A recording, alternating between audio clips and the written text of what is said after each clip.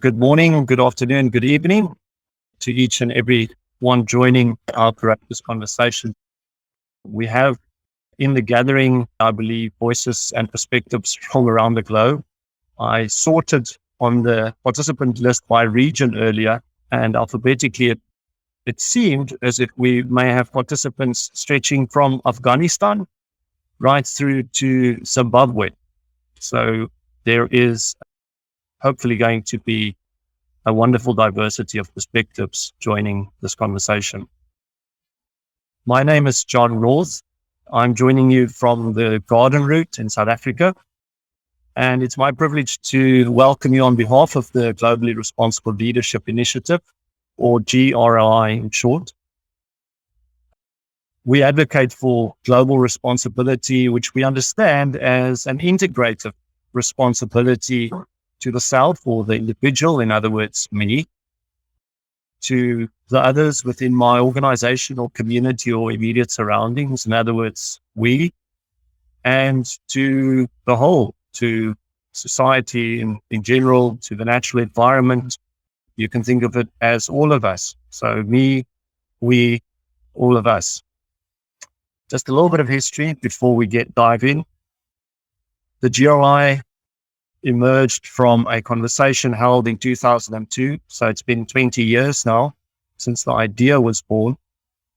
And there was consensus at a conference held by the European Foundation for Management Development, especially in the wake of 9/11, that we can and should take action on this vital issue of global responsibility. So we resulted as the first organized relationship between the United Nations and business schools.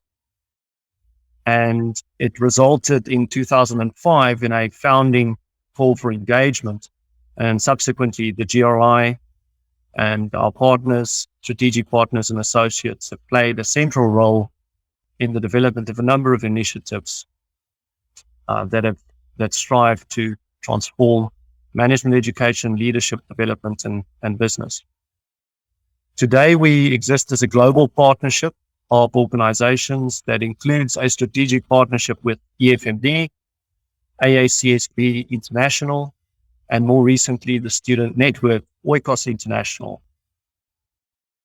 The GRLI operates first and foremost as a whole person, whole system inquiry into global responsibility. And I think in the current context, this approach stands in contrast to the near-term urgency and uncertainty that we see in the landscape. And that I sense is often characterized by inwardly focused self-preservation priorities. By holding in community the question, what is global responsibility? We see new ideas and actions that are sparked. And in some respect, your engagement and participation in today's courageous conversation may also serve as a spark or a catalyst. It's my pleasure to hand over to Chris Taylor and Lana Jelenjev, who will kickstart our courageous conversation today. As part of their opening conversation, they will also introduce themselves. So I'm not going to do that in detail now. Once we've heard from them and engaged in some accretive listening, I will open the breakout rooms for about 25 to 30 minutes. And then we will close all back in here with an all of us plenary. Please do use the chat and keep in mind that chat messages in the breakout rooms tend to disappear. So we request kindly that you keep copies of your chat there and maybe post them in the plenary room chat when you have a moment, so that we have a record of the richness of the conversation that is taking place. So with that, I'm going to hand over to Lana and to Chris. You're welcome to spotlight yourselves if I haven't managed to do it properly. Thanks, John. So I'd just like to welcome everybody to the session, to the courageous conversation on hope in the time of collapse. And just can I encourage you to, if you possibly can, to keep your video on. I know that might not be possible for everybody, but there's something for me about this topic that it feels like it will benefit from a real sense of presence, that we're all here and we're all in this together and we can all see each other, and the sense of support we may get from being able to witness who else is here. So just maybe taking a moment to have a look at the other faces in the windows if you can, and just grounding yourself in everybody else who's here. So Greg, thank you. My name's Chris Taylor. I'm the director of the Oasis Foundation in the UK. And I've just completed 3 years research into the prospect of global systemic collapse in the wake of the climate and ecological emergency. And it's with the launch of that work today that we've decided to undertake this courageous conversation.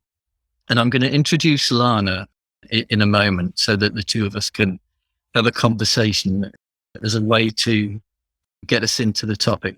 But before doing that, I just wanted to frame the approach that we're going to use today. So I think there are a number of ways we could come into the topic of global collapse and creating resilience in the face of potential collapse. We could come at this as an intellectual exercise. So I could provide you, or we could provide you with kind of facts and figures and theories and approaches. And all of that is on a microsite that we'll give you the address to at the end of the session. So we've decided not to come at it that way. The other way we could come at it is to tap into the emotional response that this creates. It's quite a heavy topic, the sense of impending doom even. And so we could go into it through our emotional selves. But again, we've decided not to come at it from that angle today. Now, we may come back in future courageous conversations to those other approaches. But today, the way I'd like us to come into the conversation is through a kind of a mytho-poetic angle.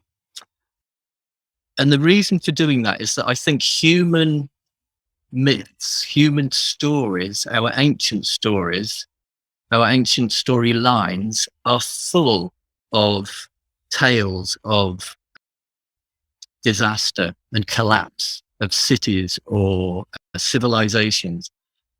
And those stories provide us with some archetypes, which I think help to locate us in how we might be able to respond. So in the Judeo-Christian tradition, for example, which is how I was brought up, we have figures like Noah preparing the ark and saving animal life from the flood. We have Moses leading the children out of the people out of Egypt and to the promised land. So we have figures like that. And then there's another, which I'd like to share now, which is from a different lineage. It's from a Tibetan lineage. And I just would like to read you a section from this lineage, a story from this lineage, as a way just to bring us all into a sense of where we are at this time. So this is called, some of you may know, this is called the Shambhala prophecy. And it's from a Tibetan Buddhist lineage. And it was brought to the West by an American woman called Joanna Macy, who some of you may know as a kind of a key figure in the ecological movement. And Joanna recounts it like this. There comes a time when all life on Earth is in danger. Great powers have arisen. Although these powers spend their wealth in preparation to annihilate one another, they have much in common. Weapons of unfathomable destructive power and technologies that lay waste our world. In this era, when the future of sentient life hangs by the frailest of threads, the kingdom of Shambhala emerges. You cannot go there, for it is not a place. It is not a geopolitical entity. It exists in the hearts and minds of Shambhala warriors. Nor can you recognize a Shambhala warrior when you see her or him, for they wear no uniforms or insignia, and they carry no banners. They have no barricades on which to climb to threaten the enemy, or behind which they can hide to rest or regroup. They do not even have any home turf. Always they must move on the terrain of the powers themselves. Now the time comes when great courage, moral and physical courage, is required of the Shambhala warriors, for they must go into the very heart of the barbarian power, into the pits and pockets and citadels where the weapons are kept, to dismantle them. To dismantle weapons in every sense of the word, they must go into the corridors of power where decisions are made. The Shambhala warriors have the courage to do this because they know that these weapons are manomaya. They are mind-made. The weapons of destruction are made by the human mind. They can be unmade by the human mind also. They arise from our decisions, our lifestyles, and our relationships. So in this time, the Shambhala warriors go into training. They train in the use of two weapons of their own. These are compassion and insight. You have to have compassion because it gives you the juice, the power, the passion to move. It means not being afraid of the pain of the world. Then you can open to it, step forward and act. With this wisdom, it is not a battle between good guys and bad guys, because the line between good and evil runs through the landscape of every human heart. But this weapon by itself is not enough. It can burn you out. So you need insight into the radical interdependence of all phenomenon. With insight, the actions undertaken with pure intent have repercussions throughout the web of life, beyond what you can measure or discern. Together, these two can sustain us as agents of wholesome change. They are gifts for us to claim now in the healing of our world.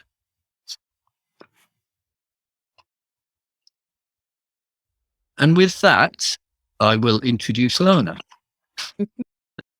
Lana, perhaps, is one of those Shambhala warriors. Let's see. Lana, I wanted to bring into this conversation because she's somebody in the course of my research that I found had discovered a framework that contains useful archetypes, useful roles, useful functions that we can be performing in this kind of time of potential collapse and potential regeneration. So I wanted to give Lana an opportunity to introduce that framework and for us to dive into it a little bit. So Lana, just by way of introducing yourself, I wonder if you have an initial reaction to the what I've just recounted, but also we talked about you introducing yourself through the question of what does hope mean to you at this point in time? Thank you, Chris, for bringing in that story. It's so powerful and very resonating. What I'm taking and I'm merging in this introduction that I have about myself. So I'm a Filipina that's now based in the Netherlands. And I've been in the field of education for quite a long time. And lately have been more into helping change makers find themselves in this emergent system, which we will be talking about. One word or two words that really comes up for me very strongly when you ask, what does hope mean for me? I'm reminded of the words bahala na, which in Filipino is more of within some context, they see it as very fatalistic. It has reference to Bathala, which is the god or the deity or the spirit. Yet when looking at it deeper, Bahala na carries with it this rational assessment of what is needed, what are the resources that we have within the situation, and how that we can act accordingly to it. So when I think of hope, I see hope as part of this Bahala na, that we have the self-efficacy, we have the optimism, we have the courage, and we have this searching for the sacred that we're looking for in this time of collapse that we're seeing. So thank you for thank you for bridging that in for me of asking what hope means. And it was so nice to reflect on how it connects me with my culture and with my ancestry. Thank you. We've had this conversation before, but I love those times when there's a word in another language that doesn't have a kind of a direct translation in English. There's a kind of a certain richness that we get from a concept that comes out of a different language. So thank you. Let's dive in to the model, and I'll see if I can. Shall I share my screen, John? Is that easiest? If you wish, yeah, Chris. I can do it if there are any issues at your end. Yeah, no, I can do it. Let me do it. Okay, great. No, I don't need to do that. Sorry. Sorry. I'll share it from this screen if it's easier. No, I've got it. Have you got it? Okay. Oh, no, I haven't. Hang on. Oh, what point? Sorry. There. Now. Good. So you should be able to see now the two loops model. Is that, can somebody give me a thumbs up that that's showing? Yeah, maybe good. just put it on full screen, Chris, if you don't mind. Yeah, if I do that, it's gonna phase me a little, John. So okay. So Lana, this is a model that we both came across through the Bacana Institute, which I think was founded by Margaret Wheatley, and this is one of the tools that they use. So maybe you can just talk us through the overview, and then we'll dive into a little bit of the detail. So, as you can see from the two loops, there's the old system and then there's the emergent system. So we'll go through the old system first. So within the old system, as the old system was rising, there were stabilizers who truly believed in the merits of this system that was building and have firmly entrenched themselves in this system. So these are people, organizations, institutions that have worked most of their lives or have put most of their time, energy, investment in keeping this old system flourishing. Yet as we see what's happening now within this old system, is there is a decline that's rapidly happening. And this decline is also about how the world is shifting, the worldviews and the environment is shifting. And this decline eventually puts us in a place where there are things that we need to let go of, that we really need to compost and to die in that sense. So one of the things that you would be noticing, there's the hospice work that's indicated here, that as the old system begins to die or decline, hospicing is very important, which is the caring for the dying.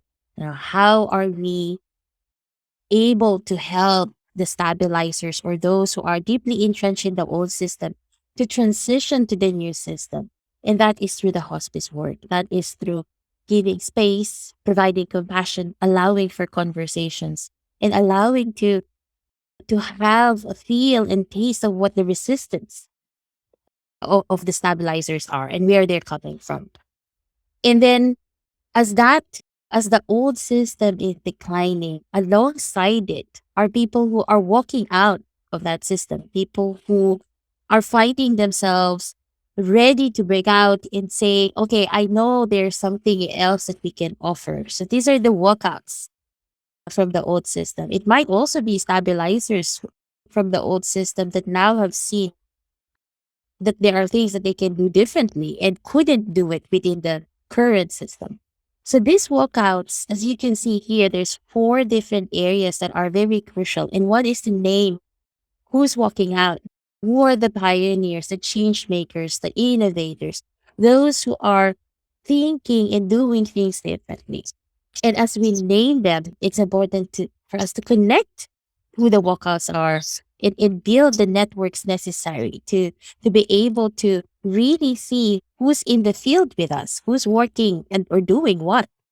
And for the new system, for the emergent system to really rise, we need to nourish these connections. And we can nourish these connections by forming communities of practice, ways in which we are now able to name the new practices, identify these new practices, and be able to share them also with others. And as we do that, as you can see, there's now the rising of the emergent system that's happening. We need to illuminate, the system of influence, the best practices, this new language, new practices that we want to see in society so that we can bridge again people from the old system and bring them towards the new system. So in a nutshell, those are the dynamics that are happening within Tulip's model. And as you also see, there's the hospice work that needs to be there, but there's also the birthing of the new system that's also happened, which we would also be talking about. So I'm going to stop the share just for a moment so that we can have a bit more of a conversation about that. I guess when I look at this model, I maybe see 3 big roles to be performed. One is the hospicing of what's dying.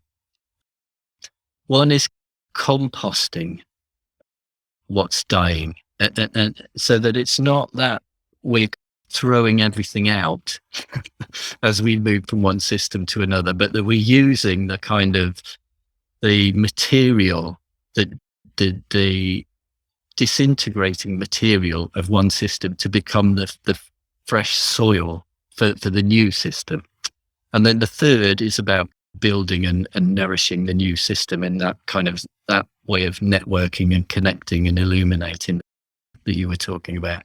So I don't know if we just want to spend a little bit of time just talking about those kind of in turn before we move to the breakout groups.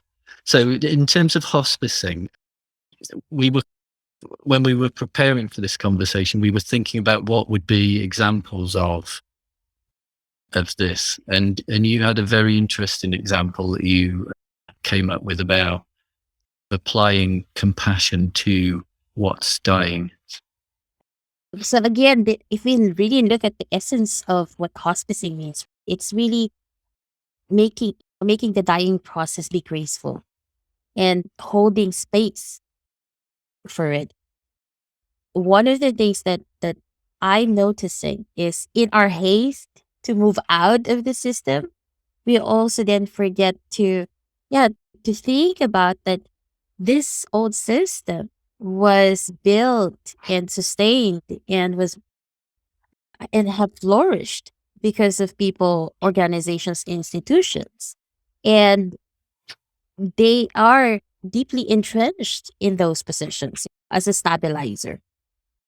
So compassion is very important for us to be able to really bring in this. Where is the resistance coming from? And how can we bring as many people into to the emergent system? So for me, compassion is that, it is that quality of connection that allows for us to give space for others. Yeah. And not just to those that are walking out, but those who are staying. Because it's so easy to say the cancel culture that we're seeing nowadays. And it's so easy to say, oh, I don't believe in that. I'm not going to do it. And then that's it. Um, but it's more rewarding if we can sit in tension and sit in conversations that allow for us to hear each other and to know where people are at in these change processes that are going, and how can we meet them where they are. And I find compassion as a way to do that. Thank you. I was thinking about this in relation to death more generally. So I've had the privilege of, and I see it as a privilege, of being present at the death of my eldest brother 10 years ago now, and my father 3 years ago at the beginning of the pandemic. And I was thinking about my brother's death, and something that really helped was he was in hospital, and there were some nurses who would just fuss around, and they would be really almost overly caring towards us, how sorry they were.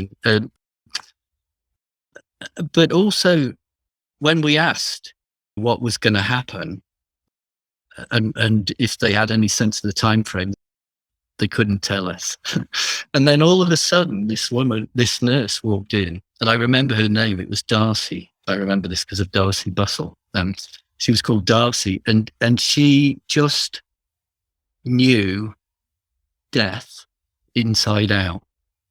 And she came in, and we said, "Oh, nobody can tell us, but they're saying it's going to be days." And she looked at my brother, and she had a walk around the body, and she said, "No, it's going to be hours." She said, "This is it." She said, and you will know, it will start at his feet will go cold, and it will move up his body, and then his breath will change, the pace of his breath will change, and then you will hear the death rattle, and that will be it. And there was something so reassuring about somebody who knew how to hospice and could give us information that was useful to prepare us for what was coming, rather than to pretend that it was all going to be all right, or that it wasn't happening, it was going to happen later. So I don't know. So I don't know if in any way that means anything in relation to systemic change for you. Yeah. Oh, thank you. Thank you for sharing such a powerful memory and powerful experience. I do think that it's such a big privilege for us to be present to someone who's in their last, hours of life. And this is what's happening right now, like we know there's something that's happening within the planet, within, society, and that there's really a collapse that we can feel. It's so palpable within the different infrastructures that we're part of. And yet oftentimes we don't even talk about it. We don't get into conversations around it. And this is also what drew me to this courageous conversation, because for me, I'm like, oh, let's talk about the life stuff. And this is life of how do we essentially give space, Hmm. knowing that there is collapse that's happening, knowing that there is death that's inevitable for all of us, for every one of us. And having those conversations is one, having someone to support you in that period is also another one. And this is also why having someone that can guide people in this transition is very important. And finding yourself as that guide can be very challenging, because it puts you in a space of conflict in values and in practice, that you'd want to get people to change or to move to a new system. Yet we need to also acknowledge that each one moves in different phases, in different stages. And how do we address to that? How do we address that tension of not everyone moves in the same pace as you do. So I can see Nicholas is you've raised your hand. Yeah. Let me just give you a brief outline of the process, and then I'm going to ask you a question. Lana and I are going to carry on for about another 10 minutes just to walk through the model. Then we're going to put everyone in breakout rooms to have a discussion. And then we're going to come back for a whole group discussion with kind of questions and comments and so on. So I'm just wondering whether your question at this point is a point of clarity that would help other people get. No, it was just or whether it's just a reaction. So I guess I can share that reaction at a later point. Oh, okay, great, thank you. Great. Yeah, so moving on to the next bit, which is composting. So I just want to spend a little bit of time on this because This is your area, Chris. Yeah, the people who know that I live on an organic farm, communal farm, and I was recently. We had a BBC television crew here looking at what we were doing, and the presenter, who was a children's television presenter, and so he's quite a jokey guy. He christened me the King of Compost. So I have never lived this title down since. But yeah, composting as a metaphor, as a practice, actual composting is my thing. But as a metaphor, what I discovered about composting is that there's basically two ways to do it. There's a cold composting or there's a hot composting. Cold composting, you basically cut down anything that's dying, anything that's borne fruit that you need to take out of the ground to make space for something else to come in. And you just lay it down on a heap and you cover it over and you leave it for a year, maybe 2 years. And it just decomposes itself and then you can use it. Hot composting systems, you basically take the same material, but you shred it. So you put it through something that cuts it up really fine. You make sure you've got the right mix of different components. You probably add some manure and then it cooks. It reaches heat and it cooks itself and you turn it a bit and it decomposes much faster that way. And actually it produces much richer soil because it's full of life. It's full of the manure that you've put in just explodes into microbes. And so it's a much richer output. And I've been wondering what on earth that might mean for what we're doing in this stage, those two different methods. I don't know if you have any reflection on that, or Well, maybe somebody later will have a reflection. I don't know. when you shared this, Chris, in our previous conversation, the first thing that really came to mind was, within government systems, we're in that cold composting, Let's just dump things and then let's wait for it to decompose. And then you have initiatives from people because they want to accelerate that. They want to get to the good bits faster.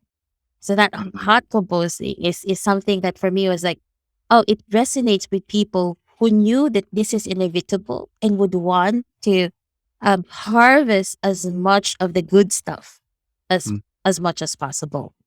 And this is also why in this space of composting, it would be great for us to think of what are the ways that this old system has benefited us, what are the strengths or the assets of the old system, and to really fine tune that of what has it helped us, what did it accomplish for us, and to give that space as a space of gratitude, as a space of acknowledging that without this old system, we will never be here in the first place. And as much as there needs to be change, it's that acknowledgement of we've benefited, we are functioning, and we have created things because of the old system. So how can we bring the value of that into the new system, the emergent system that we're trying to create? So it's not a total, the old system is bad and I don't want anything to do with it, and then that's it. But more of the composting part is really harvesting. What's the beauty? What are the gems that we can take? And if I may, I find that an incredibly generous perspective from somebody from a country that has been colonized by a system that is not indigenous, and that there's no doubt caused a lot of pain and destruction in the process. And this has been in conversations that I'm part of as well. So like when we get into thinking, okay, how can we get into regenerative states? One of the things that we need to acknowledge is also who are in this space with us, talking about regeneration in the first place. And I wouldn't be here if it was not for my ancestors who made decisions for me to be here. And this is that part of looking at an old system also from that point of view of, our ancestors did the best that they could at that given time. And it's the same way that I'm doing the best that I could at this given time, at this given moment. So my choices and how I live up to my choices are based also from that, of that acknowledgement of whatever it was in my past and within my ancestry is something that I'm carrying as well, and holding to heart. So thank you for sharing about how you see that from a colonial point of view. It's definitely one juicy topic that I also love to get into. Yeah. All right, so let's. Sorry, I'll just say something quickly about that, because half of my family is American, and they were British and then German and Norwegian pioneers. So they were pioneer colonialists. So I feel like in some ways it's my responsibility to name that where I see it. Yeah. So thank you. So let's quickly do the birthing part of this before we break out into breakout rooms then. So you were talking about this process of birthing the new system, and then there were roles in there about of naming what's new and connecting what's new.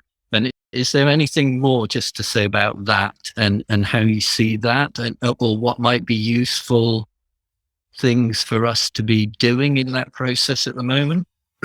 I love that Mary has already added this in her in her chat reply, the word healing. Yeah, that the restoration bit.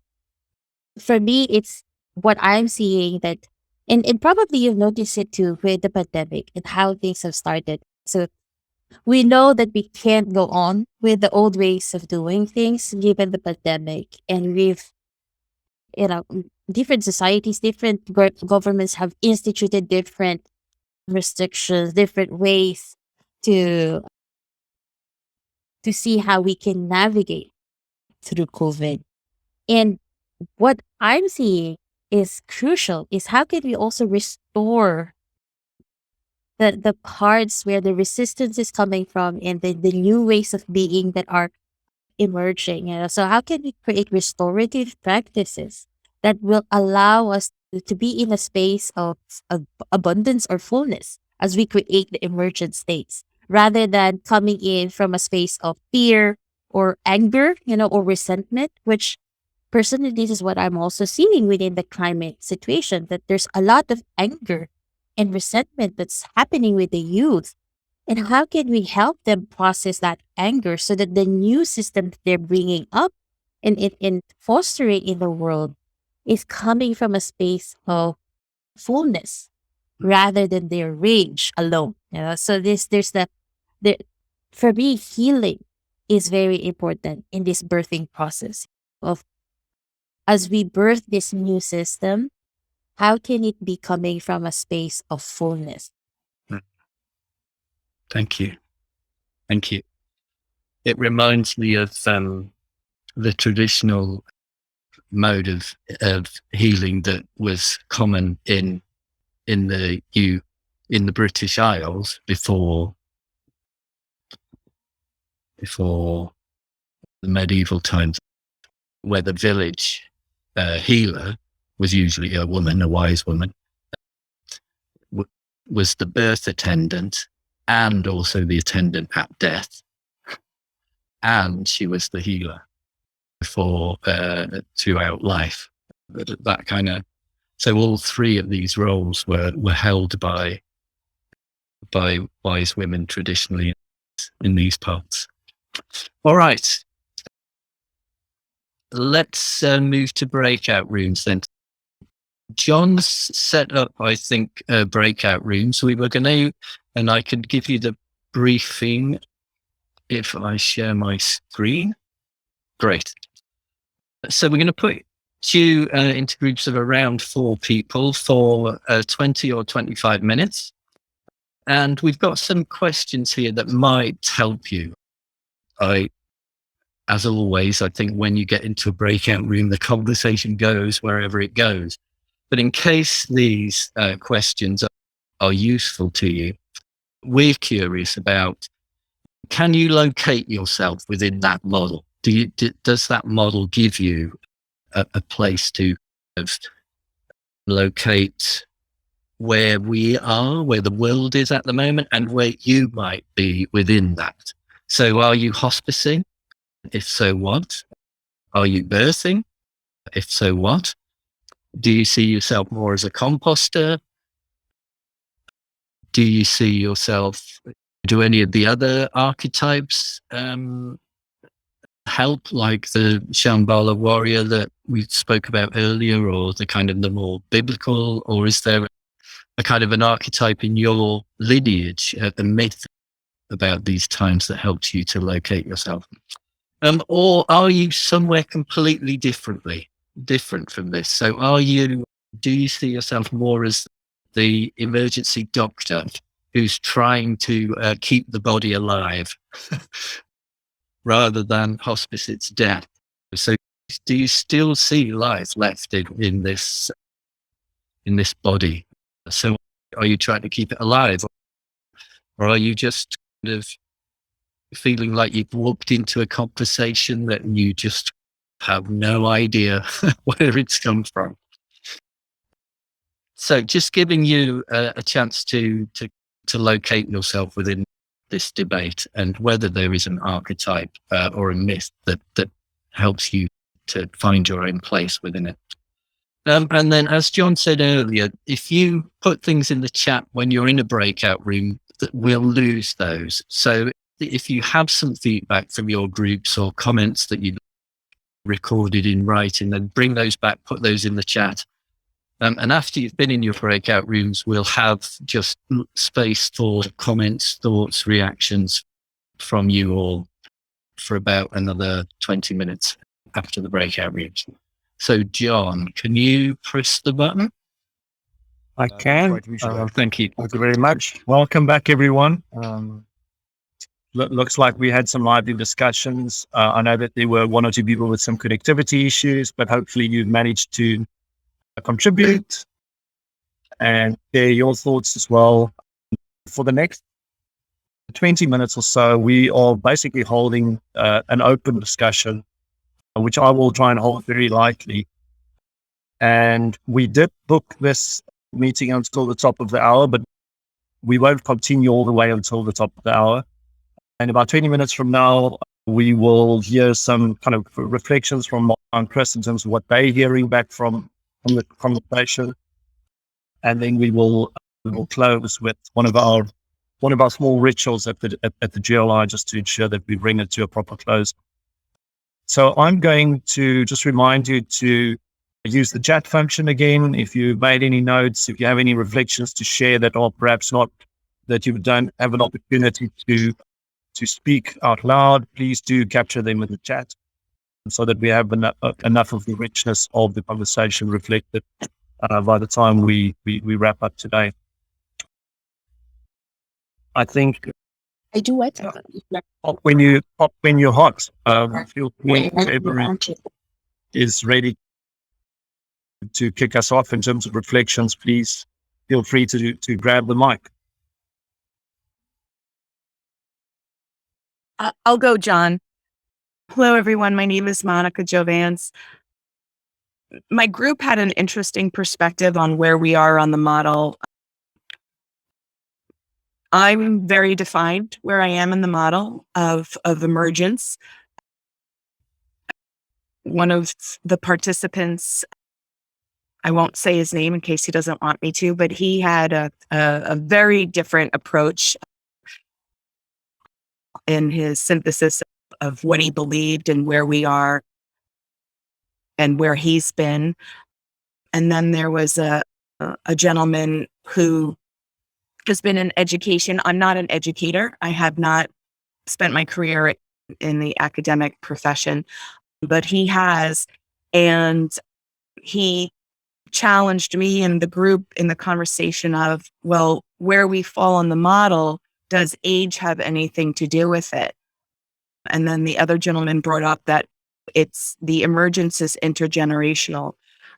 So I thought that was very interesting. I believe that age brings wisdom, experience, and mindfulness to it, where I was challenged that experience is okay, but their perception was more about collective and communal and not one individual. So I thought our scope of really looking at the model and where we thought we were when we started the engagement and where we ended up might have some questions for all of us at this point after the breakout. So I thought that was interesting.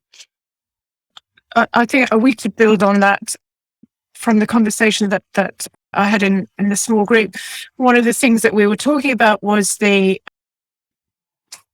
emphasis that there could be on younger people to solve things that older people have, the older generation or the generation before have created, and that the absence or the potential absence of responsibility that could be seen as one, the passing on of the solving solution buck could be quite profound. And so in that sense, that we have to be in it together, that there has to be intergenerational, whatever the external perception may be of any kind of difference, we have to come together across networks and particularly listen to those voices that perhaps have a different lens on what it is that we are all looking at. So there was something about, Monica, about cross-generational responsibility as well, which was very important. I'll talk about my group. My name's Felicia Morgan, and we had a diverse set of perspectives. One person said he was emergent, so definitely in the new part of the model, but he said maybe that he's moved on. Maybe he needed to think about that a little bit more. Another person was finding herself going, backwards and forwards in the two loops, mentioned that we need to have some courageous conversations about what to do next. And she could really relate well to the hospicing and the birthing, but raised the question of how much time do we have? And maybe the speed of the process, how long do we have to work through these phases? Another member was very much into creating and considers herself someone of a bridge. And she found hospicing very interesting. And she is longing for something that she can do. She wants to be involved in transformational change. And so the birthing is also of interest to her. I am in a place where I am seeing the old die, but old system die. I am in education, and I just don't have any idea of how we are going to move forward. So I'm in a very frustrating situation career-wise, and I would like to be birthing something new, but I do find that the idea of composting to be important where, and as another member mentioned, there is value in the old system. It got us here. So how can we reap what is of value out of the old and bring it into the new in a transformative way? And because I had expressed some frustration about my position as a marketing professor in the whole education system and how slow we are to react to change, particularly in the university system. One of our members, I'll just say John, he mentioned that first we had mass education for the Industrial Revolution to turn humans into machines. And he mentioned that we need to rethink the entire educational system and process from kindergarten on to inculcate people from a very young age with the values we espouse. And I completely agree with that, but it's more or less, how do we do it? So we did have a really interesting conversation, and I think it was very thought-provoking for the members in my group, in our group. Thank you. Perhaps I could pick up for just a moment, Felicia, on one thing that you said, which is the movement from one set of ideas to another. There's besides the composting metaphor, another wonderful metaphor that's used in physics is the paradigm shift metaphor. This is Thomas Kuhn, of course, I think one of the more referenced authors in the Western world. And what he said is that when paradigms change, as they do periodically in physics, as we all know, the old paradigm doesn't disappear, it's reframed.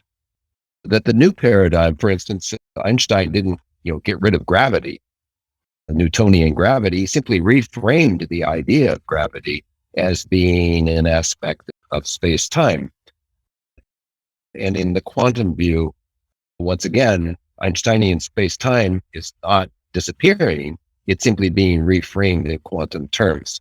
And I suspect that something like that is going on now as well, that things that are essentially dying are being reframed by a new paradigm, and one that I believe, as many people have commented, is a more intentional and conscious paradigm. Yes, said. I agree.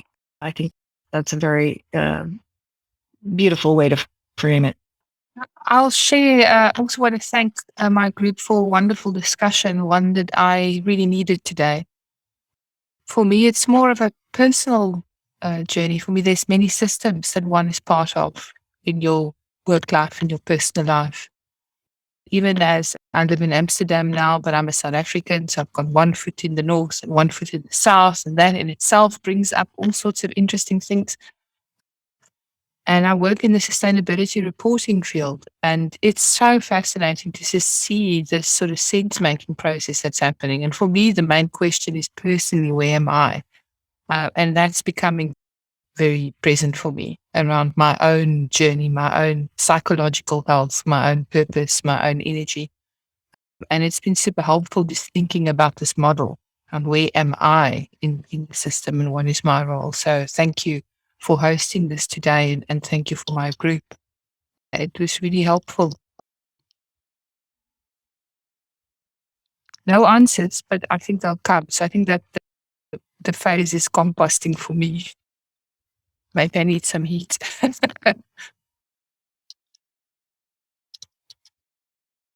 think we should have put a disclaimer that there would not be answers but more questions after this conversation. I I was not too sure what to expect. Sorry. No, it's okay. But I'm just reading the comment of Pierre Papier on we are, let's say we are most of us part of the old system, and the youth is driven by a new meaning, purpose, etc. I think we have a responsibility to reach out to these communities like the one of Diksha very clearly, and especially the students. Still today, we are teaching economic models in universities and business schools, economic models that created the problem, extractive models. And it really starts to, sorry, my French, starts to stink. It is not serious. And I'm definitely sure and convinced that GRLI can be useful and actually should take a role in that. And to inspire, and especially to test on the field in some business schools and universities, to test what can be done to make this paradigm shift understandable, to share that, and to create spaces for experimentations to build that new world, new earth near the old system. Definitely. Thank you, Pierre. I think one of the areas where GRLI and the business school system at large can have convergence in thinking about the future is how to measure company performance.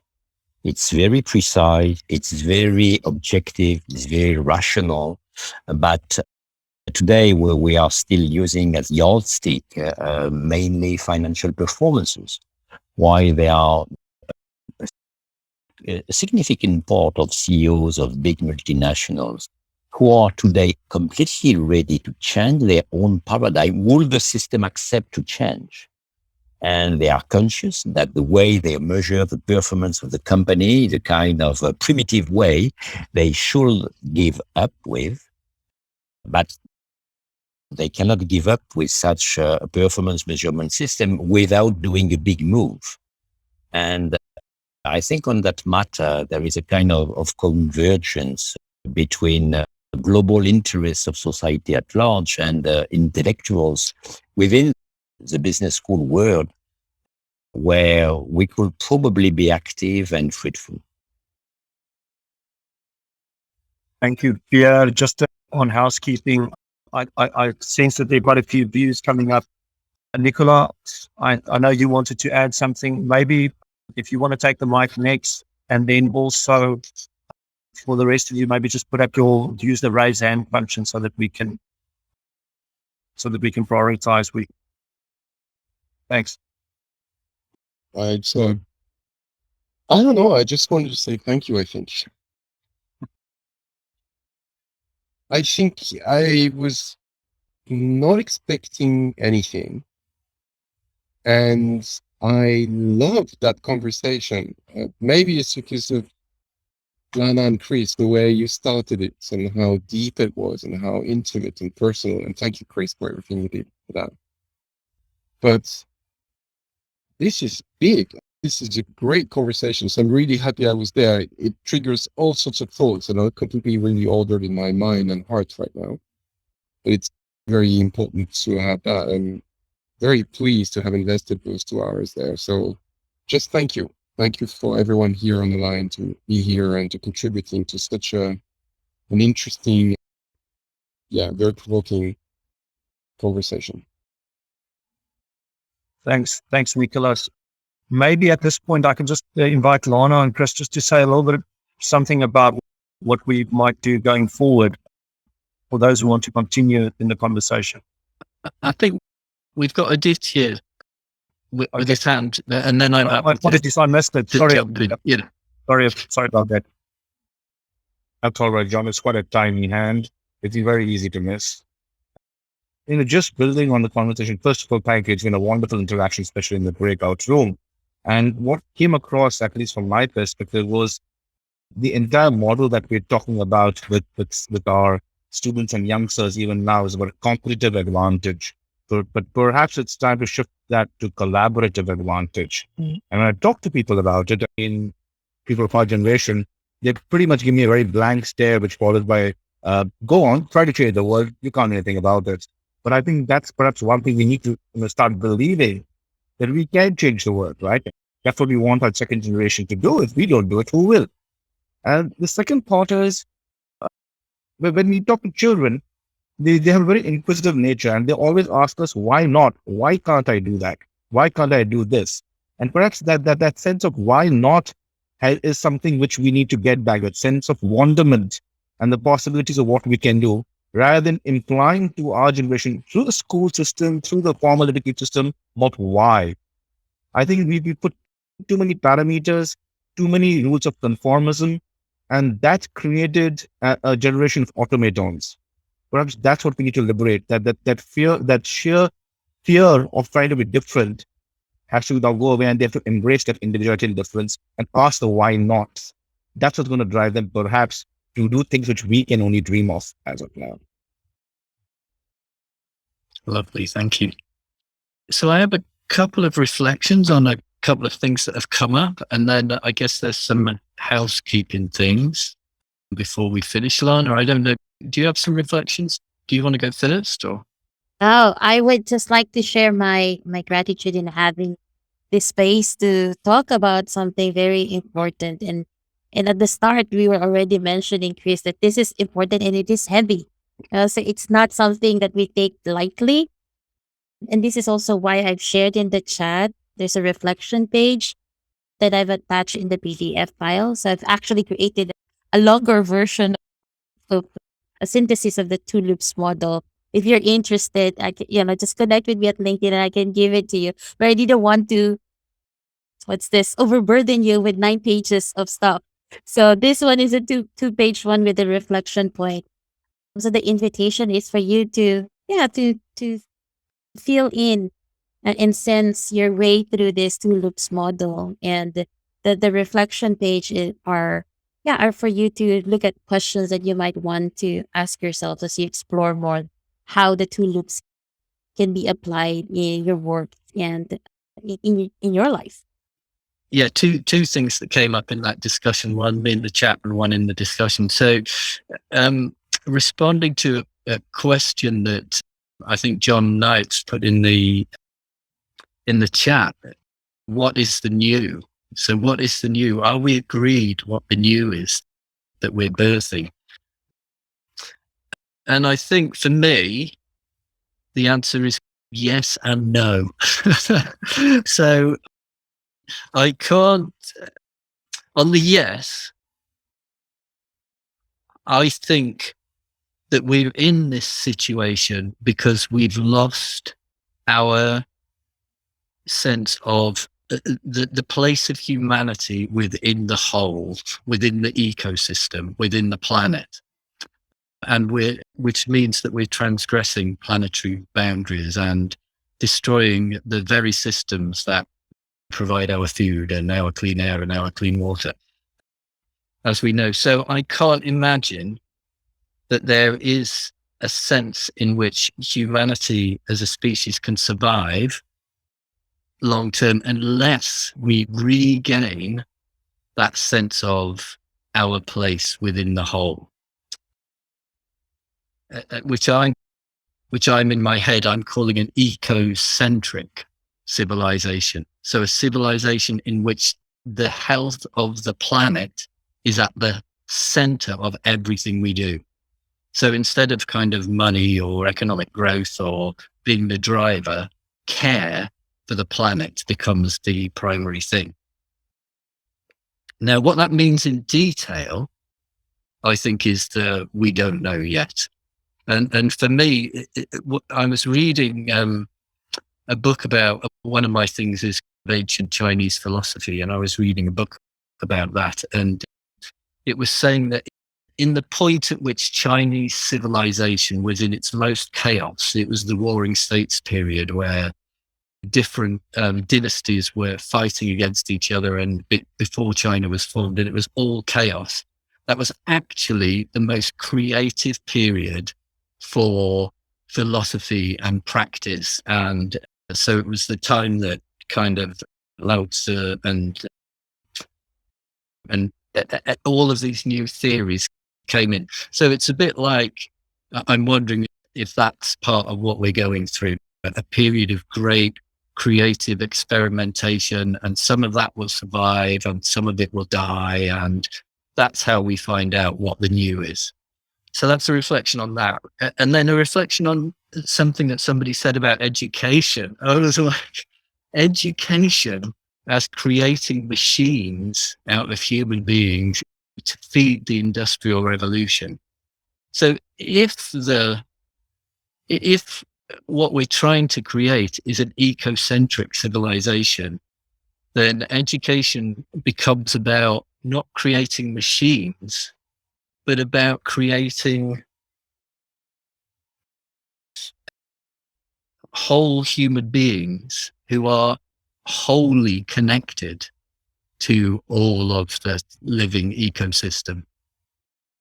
And I'll just say one more thing about that. There's a Nigerian philosopher that some of you may know, Bayo Akomolafe, and he does this amazing thing where he says the problem isn't that people have been dehumanized, it's that we have been humanized. We have been turned into humans. And the way we've done that is by cutting off everything else. We've cut off our beaks and our scales and our claws and our bark and our leaves. Everything about us that connected us to everything else, we've shed in order to become this thing called human. So if this is true, then what is an education system that would help us to recreate all of that about ourselves? So we go from a kind of a mechanistic industrial society with a mechanized industrial education system to an ecocentric one. So those are just my reflections. Thank you, Chris. So I know that some of you may need to dialogue. We will keep this room open until the top of the hour for anyone who wishes to continue connecting or decompressing. As a next step, we will likely edit and share this recording for you to review.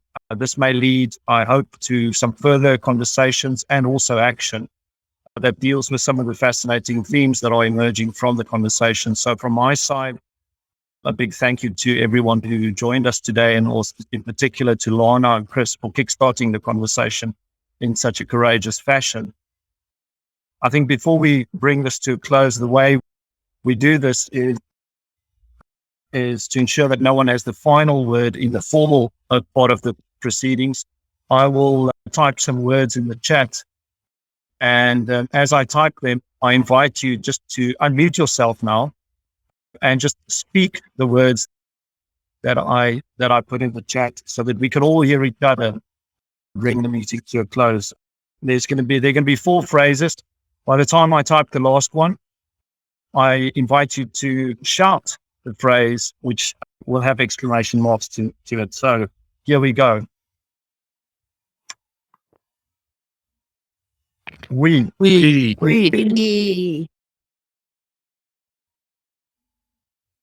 are. Yeah, again. We are here. We are here. Now. We are again. Now. Thank you. Thank you so much, everyone. Thanks, everyone. Thank you, Thank you, everyone. Bye. Thank you.